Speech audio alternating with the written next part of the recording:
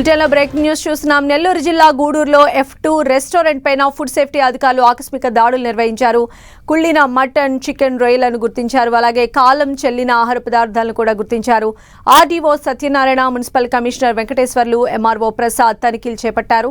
Restaurant నిర్వాహకులపై కేసులు నమోదు చేశారు. అలాగే పాడైపోయిన చికెన్ను విక్రయిస్తున్నారన్న సమాచారంతో పట్టణంలోని ఆల్తాఫ్ చికెన్ సెంటర్ను అధికారులు పరిశీలించారు. ఇక నిబంధనలు అతిక్రమిస్తే కఠిన చర్యలు తీసుకుంటామని యజమానులను హెచ్చరించారు అధికారులు.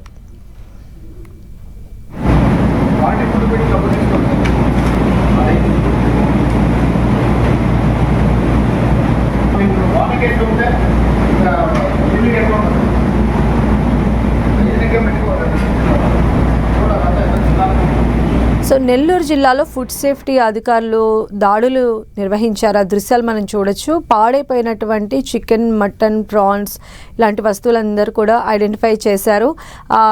హోటల్ యజమానికి సంబంధించి చర్యలు తీసుకుంటూ ఉన్నారు.